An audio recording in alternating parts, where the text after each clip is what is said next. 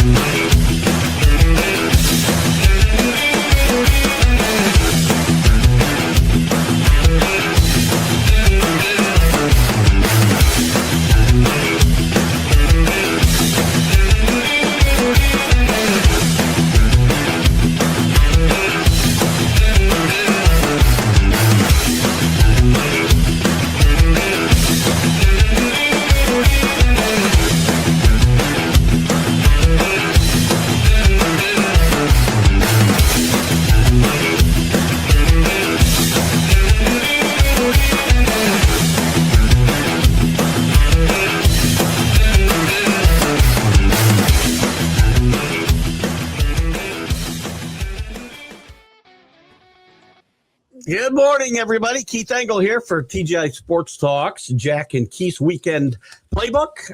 I welcome in my co-host extraordinaire, Boxing Hall of Fame writer and all-around sports guru, Jack Hirsch. Good morning, Jack. How are you? Hey, good morning, Keith. And in full transparency, as you can see, when I put the banner up here, we are plausibly live today. We're recording this as I am probably on the high seas at this moment, and Jack is God knows where. But you'll catch this sometime between the 30th of January and the 9th of February. So enjoy it. Today we're going to talk about the best teams in NBA history and compare dynasties, maybe one year wonders, if you will, great teams in one-off situations, and who knows where else this conversation will go. And we hope you enjoy it. Feel free to add your comments, and if we are off base, you can certainly try to correct us, whether we listen well, to I think, Keith, the idea for this particular show, I think, came early in the year by OKC, defending NBA champions. They got off to a phenomenal start. And they were talking about setting the NBA record for, the most wins. And then they lost 3 times to the San Antonio Spurs. And all of a sudden that was off the table because SGA, their best player, said when a team beats you 3 times in a row, they're better than you. But the best team is the one that wins it all at the end of the year. That's the way I look at it. But sometimes injuries do factor into it. But I guess the only dynasty we had, the true dynasty, year after year in the NBA history, was maybe the Boston Celtics, who won 11 titles in 13 years of Bill Russell. We could say San Antonio with 5, championships during, the David Robinson, Tim Duncan era was up there. The Golden State Warriors with 4. Of course, the Lakers with Magic, winning, his 5, Kobe Bryant, 5 championships. Yeah, but were they dynasties? I don't know. Were they dynasties because they had real competition? And then again, were those Russell Celtic teams a dynasty at the time? Because they had to fight tooth and nail to win some of those championships. So we didn't look at them as a dynasty until all was said and done. Yeah, and here's the other thing too: are those dynastic teams better than teams that won just one in a row, but were great teams? Like 71 Bucks, for instance, the 69-70 Knicks, the Warriors in 75, who went on a great run. I'm trying to think of some other teams. The 76ers in 83. Those were great teams, but they only won one time, at least in a row. And are they any lesser than these dynastic type teams, right? Well, we've been seeing Isaiah Thomas trying to trash Michael Jordan every chance he gets. And one of the knocks he tries, and when there's ammo to get back at Jordan, because Isaiah wasn't on the dream team, and and this is he's on his revenge tour, okay? One of his arguments is, and it's worth exploring his argument, at least this particular one. Well, Jordan never beat the great teams like the Lakers and Celtics to win a championship in the finals. That was one of his arguments. Well, he actually did. They did beat a Laker team in the finals, and Jordan and Magic was on the roster, but it wasn't the Showtime Lakers at that point, not quite. But look at the teams that they beat, like the Utah Jazz. Malone Stockton should have been champions. Great team. The Phoenix Suns with Charles Barkley. That was a great team. But this isn't about the Chicago Bulls. This is about what I'm talking about this moment, about the teams that didn't win it, like the Seattle Supersonics that lost to the Bulls. There were a lot of exceptional teams that should have been NBA champions, but for whatever reason, they just didn't quite get there for a variety of reasons. It could be an injury. It could be they just got outplayed at that particular time. The ball just didn't bounce in the basket. Or, even you look at a guy like a Kevin Durant. You look at his tenure, and if someone says to you, Keith, is Kevin Durant a winner or not? And off the top of people's heads, they'll say, no, he's not really a winner. He won 2 titles at Golden State, but they were a ready-made team. He joined them after they won 73 games instead of record the year before. I could say that about Kareem, can't I? Right. But I could also say in the case of a Kevin Durant, OKC got to the finals for the first time with him on the team. First time. Yep. They had the greatest season in franchise history. And I could say if his darn foot wasn't on the line, Brooklyn beats the Milwaukee Bucks in the playoffs. And instead of the Bucks going on to winning it all, chances are would have been the Brooklyn Nets. And he was playing without Harden and Kyrie Irving as well. And then, but then he had a bad time at Phoenix, Durant. And now he's with Houston. And Houston, as of how we're talking now, they're okay, but they're not blowing the league away. What one of the big differences, like we look back at the Celtics who won 11 out of 12, I think, as you said, something like that, right? 11 out of 13, yeah. Yeah, 11 out of 13. And the league was so much different then, much smaller, obviously. Boston, I think, if I'm not mistaken, and again, I probably don't know my NBA history as well as I might know some other sports going back that far into the 50s, let's say. But Boston was playing black players when other teams were not as well at that point in time, if I'm not mistaken. When they were, facing off against St. Louis Hawks and some of these other teams, they were not facing a team full of great black players like the Celtics were loading up on basically earlier than anybody else. So I don't know. Are those teams really the greatest of all time? Could they play today could they have competed against the Bulls? 2 mini dynasties? I'm cracking up because the Celtics, you're correct what you said about the Celtics. They loaded up on getting black players. Yeah. But the Celtics' reputation is that they loaded up on getting white players. Yeah. So, it's ironic. It's ironic because it was a racist city at the time, one of the most racist cities in America. How dare the Celtics? They're racist. They get Larry Bird, Kevin McHale, guys it's like amazing. that. Yeah, I'm sure Bird and McHale would have been riding the bench for the teams. Yeah, sure. For sure. That is ridiculous. But you're right what you're saying. But there's a lot of luck involved. It tormented Jerry West. He lost 6 times in the finals to the Celtics. It tormented him. And Jerry West pointed out one of the games. Frank Selby misses a shot that would have won the game at the buzzer.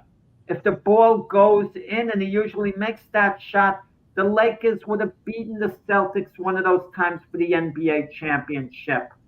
But the Celtics always seem to find a way. Even when they made a mistake, they're playing the 76ers to see who goes to the finals. Chamberlain 76ers.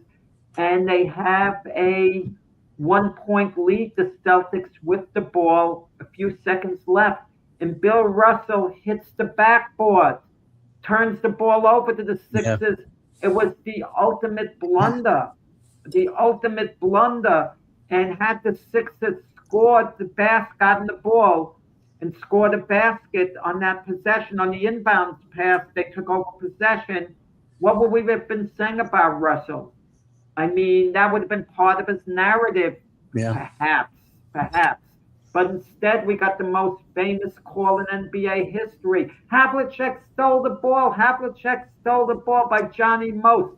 You're a New England guy, Keith, right? Yeah. Johnny Most. Was he the ultimate homer as an announcer for any sport?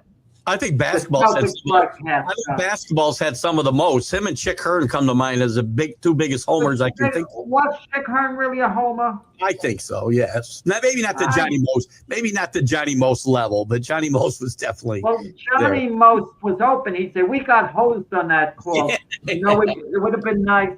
Johnny Most, and Sonia from our network would have gotten along great.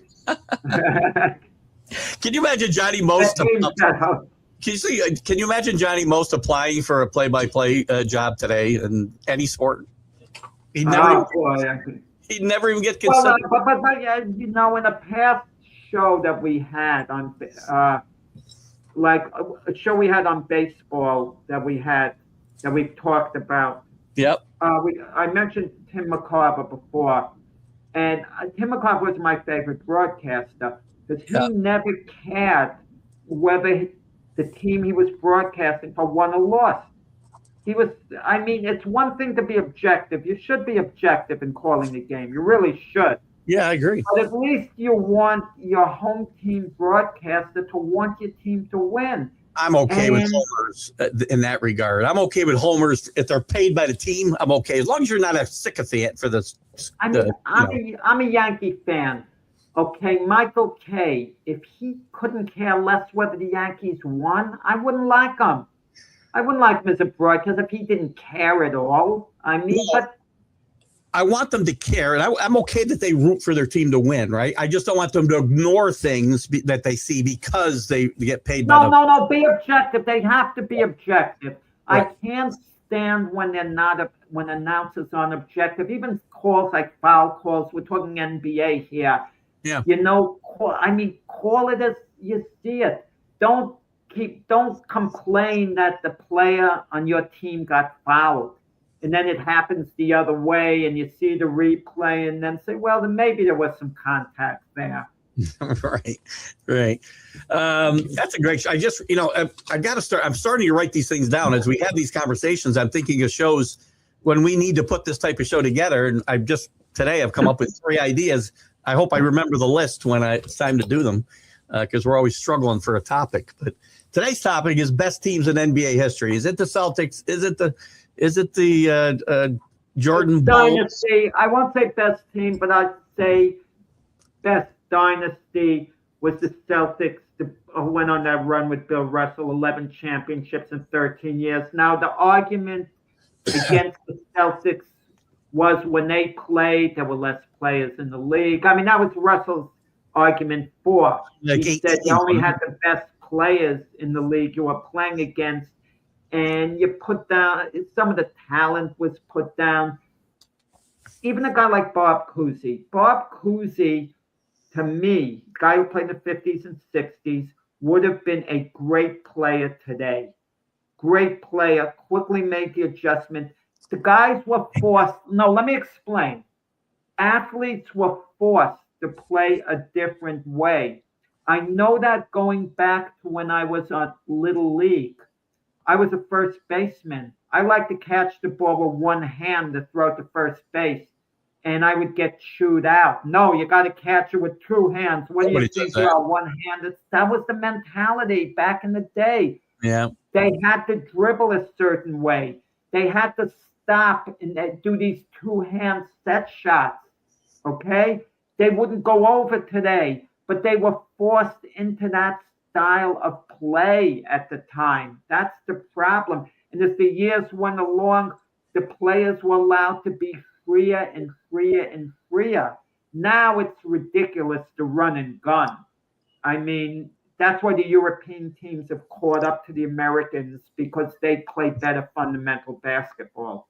I would agree with that wholeheartedly. But you don't think that the athletes today are better than the athletes back in the day? You think Cousy? I go back. I watch a lot of old stuff on YouTube: basketball, baseball, football. I watch basketball games, and I can't. And maybe you're right with what you're talking about here. I watch Cousy, and I watch even Oscar Robertson, one of the greats of all time. I watch him, and I go, how would they play this game today? Because it was so stodgy. The game was so stodgy at that point. Even fast breaks don't look like they look today. No, they were inhibited. They were inhibited. That's how they were coached. That's how they had to play the game. They couldn't really be creative the same way. Yeah. I mean, other sports you could be creative. Look, 1964. That's when the Big O was at its peak. Mm-hmm. Okay, Oscar Robertson, and you look at how he played the game, how stiff they made him play. Go to a tape of Muhammad Ali, Cassius Clay against Sonny Liston and look at him. And you won't see any modern boxer who was as athletic and could do the things now that he could do back in 1964. Right. That's the crazy part about it. And in basketball, you're not going to tell me Oscar Robertson at his peak in 1965, just 15 years later, the athletes became such modern athletes that they were so much better that when Magic and Bird showed up, they weren't that far removed from Oscar Robertson. No, that's true. But they were allowed to play the game differently. The game evolved. It changed. And by the time Bird came on, Magic came on. Magic was allowed to be creative, do his thing. He wouldn't have been allowed those no-look passes back in the day. But Cousy was doing those no-look passes. He was. That stuff he was doing, yes. But it was much more, everything seemed much more deliberate, right? Not freelance. Everything seemed deliberate. Today, they're up and down the court. It's run and gun, stop, take the 3-point. I'm not caught up. I think the modern athletes are much better. And you look at other sports, if you need to know anything about it, just look how much further field goal kickers could kick a ball as opposed to years ago. No comparison. Look at wide receivers. The wide receivers in the past just don't compare to the ones of today and the catches they can make. And we had some great ones in the past. Maybe a Lynn Swan would have made adjustments, okay? Yeah. Perhaps. Maybe an Otis Taylor would have. I'm not saying Lance Allworth. I'm not saying they wouldn't have, but the receivers today are better, and the players are better to a point. Are you good? But let me throw this at you, since we're going on evidence. Look at all the players in the NBA who have to miss time because of injuries, okay? And look at Wilt Chamberlain. He missed, 13 minutes in the whole season, including overtime games. Now, You mean to tell me Wilt wasn't running up and down the court the whole time as they were? Yeah, he was running up, and you're going to tell me Wilt wasn't jumping to try to dunk the ball, jumping in the air to grab rebounds, as was Bill Russell? These guys didn't pull hamstring muscles. These guys didn't get injured. Are you going to tell me they had better footwear? As a joke, you know what I did? No. One of my son-in-laws is in medical school, okay? But he does play competitive basketball in an adult league. He played in college. He still plays it. And we talked about the old timers, and he was telling me about the modern guys, how much better this. So for fun, what I did, I'm out shopping, and I see one of these pairs of, what do you call it, Converse? I forgot, a pro tag. Back in the day, Converse, yeah. Back in the day, the Converse back in the day.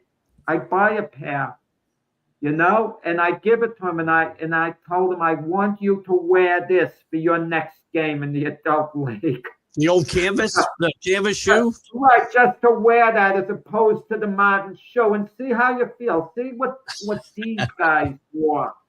And that was the norm. No, there's something to that. There's absolutely something to that. That's why you can't compare eras, right? You say, well, how would the Showtime Lakers do against the Celtics of the 50s and 60s? It's impossible to say because they played against Showtime Lakers would have beaten them, and I think beaten them decisively. In 50s, you're talking about Celtic team in the 60s. 50s, into the 60s.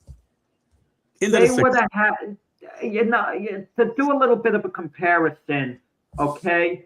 I was close friends with the late Tom Kenville. Now, Tom Kenville did public relations for Madison Square Garden. He also worked the table for the Knicks teams that had, Willis Reed, Clyde Frazier, and they come in to let him know they were checking into the game. And he'd tell me it was an art, the way they tapped the table, banged it, whatever. Yeah. And he got to see those great Knicks teams up close, up close from the scorer's table. And I asked him, how would the Knicks have been doing against Michael Jordan, the Bull teams? And I asked him that at a time when the Bulls were riding high. And he said, no, the Bull teams were just too athletic and they would have beaten them. Like, he was being honest. He said, but the Knicks played the game more beautifully than any other team, around the way they played the game and moved the ball. And I think the Knicks style of basketball during the Willis Reed, Clyde Frazier era and the rest of the guys, Earl of Pearl Monroe, etc., was the model used in Europe. Not that they were copying the Knicks, but now the European players have athleticism and play a better brand of basketball. That's why they all of a sudden had success against USA All-Star teams. I felt on that note, I kind of felt these great warrior teams of more recent ilk, right? Played more like the Knicks, only they moved the ball not to get, a 12-foot jump shot, but to get the best 3-point shot you could get. But they still had great ball movement, and I think they compared a little bit in that way to a little bit to the Knicks teams of that era. No, the best ball movement I ever saw was Game 5 when the San Antonio Spurs clinched against LeBron James and Dwayne Wade's Miami Heat. Yep. They put on a clinic. LeBron, Dwayne Wade, they were clueless in that game. They were they turned those guys, 2 all-time great players, especially LeBron, arguably the best. That's an argument for another day. They turned them into spectators. It was like, man, oh man. And that's the way the game, could be played if a team is playing it the right way. Well, Phil Jackson loved the triangle, to play the game a certain way. All of these teams that we've talked about so far had a bunch of great players on the teams, right? What great teams? I'm trying to compare teams that were great because they had a bunch of great players. The Knicks had a bunch of great players. The Bulls had a bunch of great players. The Lakers, the Celtics of old, all had great players all over the court. How about champions that didn't have that? I always think of when I think of champions like that, the 75 Warriors had Rick Barry and a bunch of guys that were probably, selling shoes in the offseason. They were good basketball players, but none of those are guys that are household names. A young Gus Johnson, George Johnson, Clifford Ray, Butch Beard. These guys won a championship against a heavily favored Bullet team that did have, by the way, great talent all over the court. They swept them. They swept them 4 straight. You see those anomalies, right? And how does that happen? I mean, there was a great team. That was a great team. They played really good. I just watched a documentary on that 75 Warrior team. It's really good. You should look for it on YouTube. It's really good. It's a YouTube thing. I believe so. Yeah. You can find it there anyway. I remember seeing this. I remember seeing the series, and I remember Rick Barry getting interviewed and all. Yeah. I mean, those are teams that really, especially when I was younger, enamored me more so maybe than the dynastic teams that had great players all over the court and were winning year after year. But they one-off situations. They just got on a hot streak. I think they only won 44 games or something during the regular season. That Warrior team. Where do teams like that rank in the rankings of all-time great teams? No, a team like that Golden State Warrior team doesn't even rate. Come on, give me a break. I mean, don't talk about them. They were one-hit wonder that they played really well in the playoffs, like the Piston team that beat Shaq and Kobe and the Laker team alone. And what's a better story, What's a better story? The team that is going out there and throw the ball out in the court and 5 guys can just go out and win year after year, or the team that can get hot like this Rick Oh, Barry? no, it's a great story, but don't rate them as one of, the great teams. I don't mean one of the great teams. I mean great stories. There's still a great story. Right? Yeah, I mean, it's a great story. I mean, had the Indiana Pacers won one more game, okay, and won the NBA championship last year, what a great story that would have been. Who would have predicted the Pacers would win it all? I mean, but the dominoes fell into play. The Celtics, Tatum's injury, not that they would have beaten the Knicks anyway, but everything fell into place. And then they played great against OKC, and unfortunately, Halliburton had his injury in Game 7. Yeah. What could you say? Can a team now look at Indiana this year? Can we ever see a team like that, the Warrior team, ever again? Because, one guy really leading the way to a championship. Not that the other guys didn't contribute. They all knew their roles. 8 role players and a star. Can they win a championship today? Well, I think there's such parity in the NBA that it's a tougher road to get to the finals. You got to consider that a much tougher road to get to the finals because there are more playoff rounds. I mean, back then, I'm not sure what they had to do to get to the finals or what the thing was. They had their playoff system. You had shorter series too early in the early rounds. You had 2 out of 3 games. Today, there's such parity. We might think one team in particular is favored to win it, but it's tough. The rounds get tough, and things kind of have to fall into place. And I think we talked about this before the show started too, or we started the show, that are you going to be able to put together teams that win even 3 in a row, like 3 in a row twice, like the Bulls did, or much less 10 out of 11 out of 13, like the Celtics? Okay. Will that never happen again?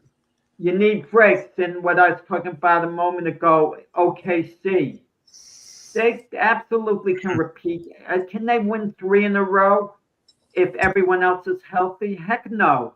They're not beating the San Antonio Spurs the next 2 years in a row. If they even beat them this year, if they meet in the playoffs, San Antonio has a heck of a chance. They're even money to beat OKC this year if Wemby is healthy. Okay, come playoff time.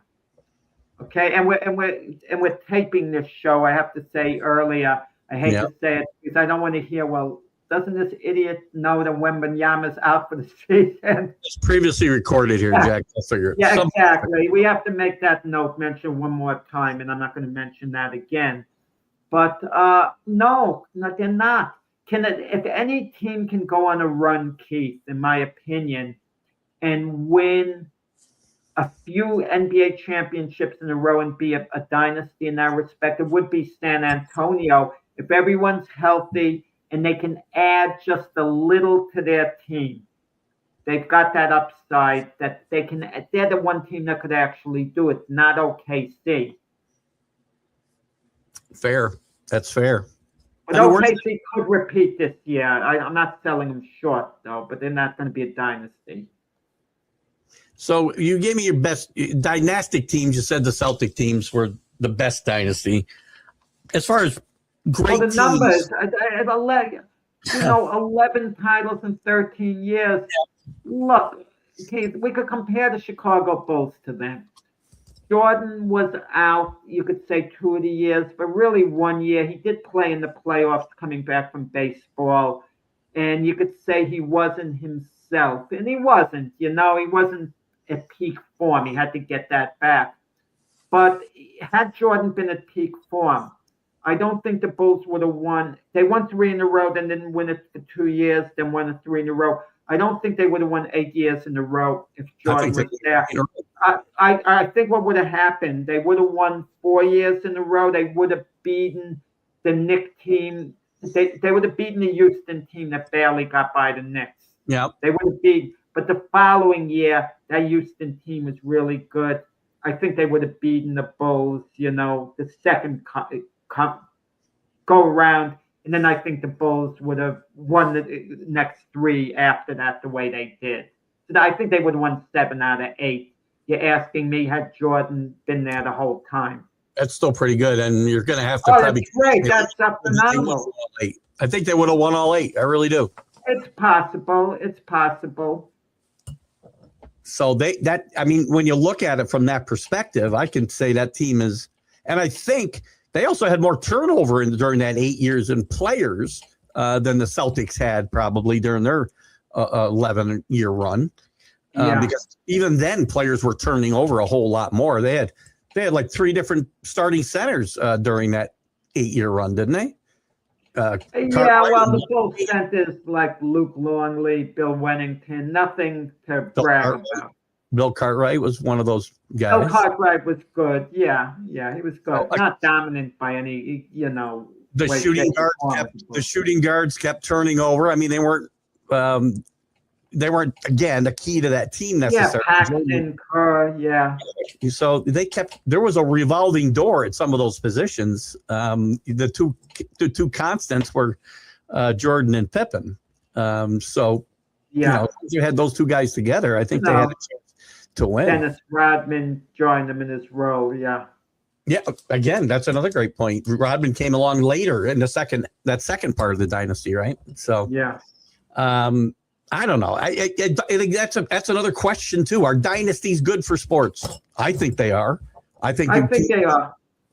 Without a doubt. I think you need somebody for people to hate as well as love. Absolutely. I think it's good when it happens naturally. And I hate when they change the rules. I hated it back in the day in baseball with George Steinbrenner. Well, the Yankees are buying championships and they shouldn't be allowed to spend all this money more than other teams. I don't want complete parity in the league. I don't want it. I mean, we see the Dodgers in baseball spending this filthy money to get all the players. Let them keep doing it. Beat them on the darn field. That they could have been beaten last year. And they came close to being beaten. Let them ultimately get stuck with a bunch of bad contracts. But, if you win championships before that, then it's worth having the bad contract. Don't get me wrong. But, you could develop players. Any team can do it. They could sign players early. The NBA set it up better than the other sports in this sense. Players are rewarded for staying with their team. Because of that cap, they'll get more money staying with their team than they would leaving as a free agent going elsewhere. So that's why you see the majority of players, the vast majority, when they re-up, it's always with their team. Yeah, the NBA seems to have I don't know whether they have a better handle on salary structures. I'm with you though. I don't want to limit what a team can spend. You need to beat them on the field. If you want them to stop spending money, you make the money they spend not worth it. And then they won't do it anymore. But that's not going to happen until you beat them. I don't like salary caps. I don't like anything that limits. I don't like caps. I mean, owners, just got to control themselves. And, yeah. Or spend to compete. I mean, a lot of these teams in baseball and basketball and football, all of them, the teams that are lagging behind are teams that are not willing to spend money. And if you're not willing to spend money, don't own teams. But the NBA is so much different. One player is an absolute game changer, literally and figuratively. One player. You get one great player, it changes everything for a franchise. I mean, come on. You take whoever you consider the worst team in the NBA, or you take a very mediocre team who's worse than mediocre. I'll give you one, the Washington Wizards, for example, okay? You give them Wembanyama. Put Wembanyama on that team. Guess what? They're going to be winning more games than they're losing. They're not going to be championship contenders with just Wembanyama. No, but ultimately they will be. Because the players they might have now are not good on balance.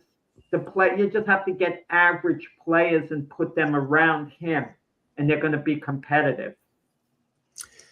And it brings up another point for me too. And I say this in all sports, and the NBA's fallen off my radar a little bit. I still follow the NBA. I'm more of a Knicks fan. I pay attention to what the Knicks are doing. But I think the NBA, and I think all sports, are better off when certain teams are good. The NBA is much better when the Knicks are good, when the Lakers are good, when the Celtics are good, when the Celtics are good. And again, OKC is a great story last year. Is that the best thing for the NBA? The NBA is a league of star players. The NBA is no longer a league of star teams. Certain teams have a certain magic, like the LA Lakers. It's their brand. I mean, even now the Celtics, even though they have a great brand, their brand isn't as effective because you look, at players like Jaylen Brown, outstanding players. They don't create the buzz of the LA Lakers, Kobe. What elevated Luka to an extent? Being a Laker elevated him even a little more. He's charismatic, don't get me wrong. I mean, I even checked the box scores and looked to see what Bronny James has done. Is he getting more minutes? You're interested. Steph Curry, Golden State's a brand, him, Draymond Green, and all. But you look at the individual stars around the league. That's what we look at. We look at Anthony Edwards, with the Timberwolves. We look at Giannis with Milwaukee. We look at every team. Most teams seem to have one star player or one player who catches our eye. Who we follow in some way, shape, or form. Is that something that really hasn't changed though over the years? I think even going back to the 60s, it was still the same kind of thing. There was a guy on every team that you kind of followed. I mean, but we didn't have the same parity. Like if the number 8 seed would play the first seed, usually it would be an easy series for the first seed. But if you look, teams then. But if you look at things now, even in the Eastern Division of the NBA, I mean, the top seeds aren't powerful. The teams that get in the, play-in, might have a chance of beating them if they get in the playoffs. I mean, it's all in the air, and it happened last year. The Indiana Pacers, they were considered a middle-of-the-road contender once the playoffs started. They weren't, and they came one game away from winning it all. Listen, to me, the NBA needs. That's why I think dynasties are good, and for the NBA to keep up with the NFL, with Major League Baseball, although we don't have a lot of dynastic teams there. The Dodgers, maybe, who knows? But I think dynasties keep interest, and the NBA would be wise if they were rooting for one to kind of be born here, whether it's San Antonio. No, the NBA is about stars, exhibiting the product. You have a big primetime game. The Lakers are always going to be great for business, always, okay? But it has to be a charismatic, big-name player who people want to turn into see. Golden State, they still want to see Steph Curry.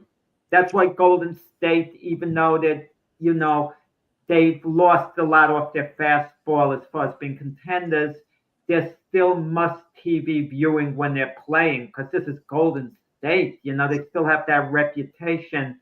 Giannis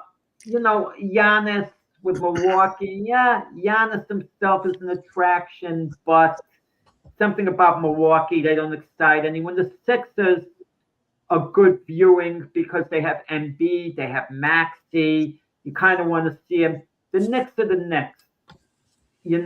Popular brand, Jalen Brunson, Karl Anthony Towns. Yeah, they're a good attraction. Wouldn't it be a huge boost for the NBA for the Knicks to actually win an NBA championship? Oh, yeah, I think it would. I mean, and I think they think that way. Like, who gets to the finals? You want teams who especially get to the finals for people to view in. You want players who are a big attraction for the finals. I want to be clear as we're having this conversation the way we're having it. I do not think, and I don't think Jack thinks, the league manipulates who gets to the finals in any way. No. Because no. The league wants certainty. No, the league. Listen, you still want matchups. They want certain teams to get in. Look, the NFL loved it when the Chiefs got in because with Taylor Swift, Travis Kelce, it meant ratings. The great Patrick Mahomes, the great. You mentioned him third there, by the way. I mean, those are the type of matchups you wanted. I mean, the league. I know it got to a point where they would have wanted Tom Brady in the Super Bowl especially when he went to Tampa Bay. You mean to tell me they didn't want Brady in the Super Bowl? It didn't affect the officiating, anything in the league in any way, shape, or form. Nothing wrong with that. You want ratings if you can get them, but you might not be able to get them. The team has to deliver and win. If the league could orchestrate something, which they would never do, none of the sport leagues would actually do something corrupt at all in the slightest. They would love for the Knicks to finally win an NBA championship. I mean, it would have been a greater story than Knicks stay in the finals playing OKC rather than the Indiana Pacers, but it's what it is. Been a huge story. What's it been? 52 years? 52 years. 53 years this year. Jesus. Almost my whole lifetime. Almost. Yeah. Yeah. Another 15 years. I don't know, Jack. Who's your favorite? Who's your favorite? Not the best. Who's your favorite champion of all time? NBA champion. You know what I would maybe say? That's a good question, and I probably shouldn't answer it now. Or favorite series. I mean, I was a Nets fan going back to the ABA. And when the Knicks, when they won a couple of championships in the ABA, with Dr. J there, that was like a big thrill. Billy Paul's going back to the net tradition, Bill Melchione, and those guys like that. I kind of feel like I enjoyed those ABA games. Titles, but if we're talking NBA, listen, I was the Nets fan. I'm still a Nets fan, but I could trade the Nets. I don't follow the Nets the way I used to. I just don't. They're chronic losers. They're playing a lot of young players who aren't going to be on the roster in a couple of years. It's just, not the best fit right now. They needed badly the Nets to get someone like Cooper Flagg, who would have altered the franchise, Yeah. Who would turn them into winners ultimately. Favorite NBA title? I guess if I had to say, it would be with the Willis Reed, hobbling onto the court to go back there. We didn't know whether he would play or not. And the Knicks wanted that championship so bad. I mean, there were two championships, one inside the Garden building, that when the Knicks, with Willis Reed hobbling, and the New York Rangers in '94 in the seventh game, crowd practically willed the teams to victory. Now, if either of those teams didn't win that night, talk about the ultimate heartbreak. The ultimate heartbreak. I mean, the Rangers, it would have been worse because the Rangers hadn't won the Stanley Cup in 44 years, and they haven't won one since 1994. And imagine the talk, with the Rangers. But the Knicks, I kind of wonder, they won a championship a couple of years later. Like 3 years later, was it? Yeah. 2 or 3 years later. They lost to the Lakers. They won 2 out of 3. No, I'm sorry. 2 out of 4. They lost one to the Lakers, and I think the Bucks won one. No. I know that. No. After they won the first one in the 69-70 season, they didn't win it the next 2 years and then won it. And they won 73. Yeah. Right. So, but I kind of wonder if the Knicks didn't win it. They lost one. Willis Reed. Yeah, I know. The following season, as the defending champions, the Knicks lost in 5 games to the great Laker team. Yeah. Okay. Yeah. That Laker team won 32 straight during the regular season. But what was interesting about that series, I got to tell you, is Knicks are defending champions. Lakers are heavily favored to beat the Knicks. Okay, heavily favored. Okay, because this is some people call the Lakers team the greatest of all time. But Jerry West had never won a finals.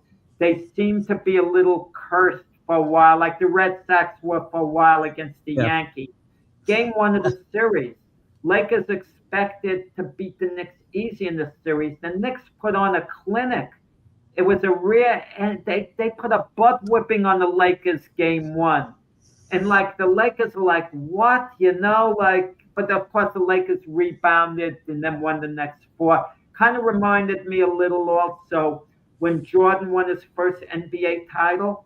They were finally ready and they were destined to beat the Lakers. The Bulls seemed destined. And they lose game 1 of the finals to the Lakers. And it was like, what? We should be beating these guys. And they actually beat us. Those are kind of my favorites. Because I was a kid, 10 years old when the Knicks first won. But I looked at, there was a couple of series in the 70s when basketball was struggling greatly, by the way. The finals were on tape delay half the time. But there was like a series, there was a couple of finals that were like Ali Frazier, right? A series of fights. There was the Lakers and the Knicks who played 3 times in 4 years, which I thought those were exciting series. And there was the Bullets and the Sonics later on in that decade that I thought they were back-to-back years, I believe, and they each won a series. And I thought that was two great series against 2 teams that were really evenly matched. And those were 2 of the series that really stand out to me, going back 50 years now for all of them. But I thought then basketball was, and then, of course, you got into the 80s, right? And you had the Celtics and the Lakers going back and forth in the 80s. I liked those kind of boxing trilogy type matchups in the NBA. What bothers me, Keith, and I think of all these teams that should have won series, they had, not going into the series, they had a handle on the series. They were ahead. They were the better team, yet they lost because they lacked character. They lacked the character to do it. I'll give you some examples. Even Wilt Chamberlain, he can never be the greatest player of all time to me because he wasn't a closer. He couldn't close.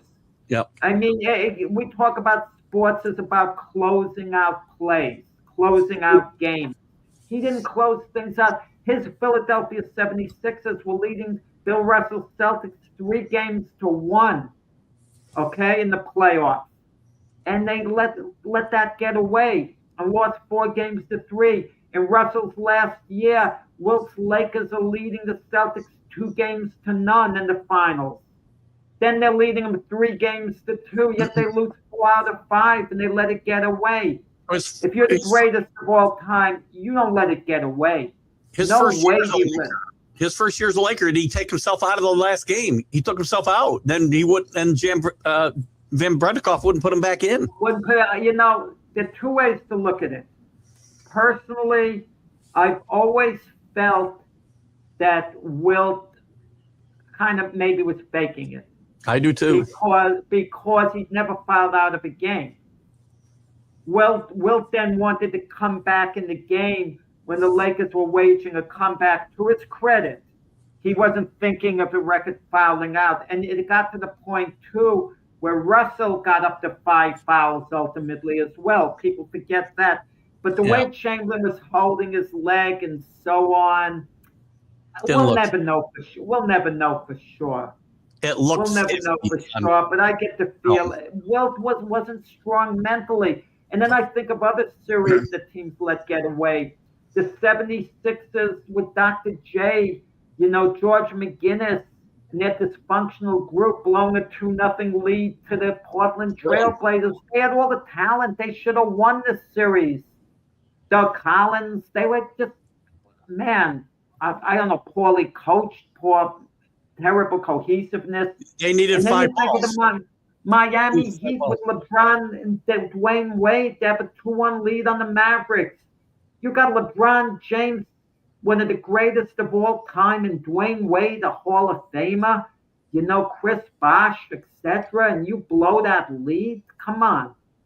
Yeah, you lose the next 3 in a row? Come on. Great players lose to great teams. That's what'll happen almost every time, because great guys not playing together is not a team. And then because of a quirk of fate, Keith, you look at the Detroit Pistons. The Bad Boy Pistons are one of the more popular teams.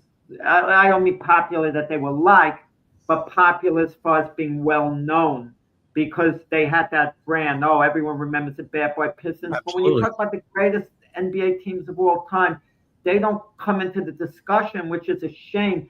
Had they won 3 in a row, the first year where they lost to the Lakers and that bogus foul was called, think of it. The Lakers would then have 4 NBA championships, not 5 during the Magic era, and the Pistons would have 3. Quite a difference between 5 and 2, and we'd be looking at the Pistons. Man, that was one of the great teams. They won 3 in a row the same way the Bulls did, even though the Bulls, you did it, 2 different times. Right. Great team. I mean, again, another point, as I said, all leagues need teams to hate and love, and they were hated, loved.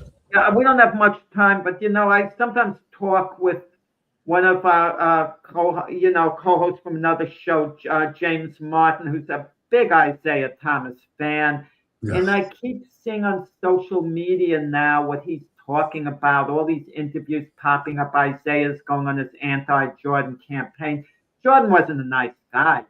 And anyone who doesn't tip waitresses with his money is not a nice guy. So I'm not a Jordan fan as a person. Don't get me wrong. He has some good qualities, and that they're not all these ads about him, no pun intended. He does talk to people. He bumps into someone. He'll engage him in conversation or whatever. He is down to earth, and he did accept coaching as a player. He didn't like the triangle, but he accepted what Phil Jackson did. And he did listen to his coaches. He didn't force, his hand the way some other stars quite did, but he'd be insulting. But, but all this talk with Isaiah not being on the Olympic team, of course Jordan didn't want him on there. Why would he want him on there? But there are a lot of reasons Isaiah wasn't on there. I mean, his own coach, Chuck Daly, reportedly, when Jordan asked who was on the team, reportedly Ron Thorne and the tape told Jordan Chuck doesn't want him on the team. His own coach. I mean, Karl Malone committed the most vicious foul in NBA history on Isaiah. He hated him. Magic hated Isaiah at that time because Isaiah betrayed their friendship. He wasn't talking to him anymore at that time. Larry Bird couldn't care less what Isaiah said, but a lot of other people cared about it, what he said about Bird. They were infuriated. Scottie Pippen said point blank, I'm not playing if Isaiah plays. Come on, give me a break. Isaiah always struck me as being very disingenuous all the time. That fake smile on his face, and meanwhile he's got a knife ready to stick you in the back with it. Him and A-Rod seem the same kind of guys. Him and A-Rod. And what happened with Adrian Dantley with the Pistons, him being traded, Well, what can I say? Listen, Isaiah was a great player. A great player. You don't take anything away from him in that regard, but but he did it to himself, not getting put on that team. And David Robinson later said maybe it was for the better that Isaiah wasn't on the team because there may have been disruptions and whatever. They would have killed everybody at that point anyway, but yes, it was a much happier group of people without a much happier group. Yeah, exactly. I don't want to hear he was better than John Stockton, even though at that time you could argue Isaiah was starting to be on the downside of his career a little bit. That it was close between him and Stockton at that time. At the time, Isaiah normally peak value was certainly better than Stockton. Again, everybody loves drama, and we don't, we don't have that type of drama in the NBA or anywhere really right now. I don't think. I think they strive on it. So anyway, Jack, this has been fun. Hope you guys enjoyed it. I'm sure you disagreed with a lot of what we had to say. You're free to make a comment, and maybe Jack will get back to you. He writes letters, by the way, so don't look for it. Yeah. You'll have to wait for the postal service. And I usually put on incorrect postage, guys, when I get back to you. But guys, the letter bounces back to me. We hope you enjoy these impromptu ones we put together for when we can't be live with you guys. We'll be back live. I believe it's the 10th. We'll be a day late after the Super Bowl, 2 days after the Super Bowl, because I'm traveling on Monday. But we're going to do our Monday show a day late, and we'll be wrapping up the Super Bowl for you. We'll see you then. Until then, for Jack, it's Keith and Jack and Keith's Weekend Playbook. Have a great, great week. Bye-bye.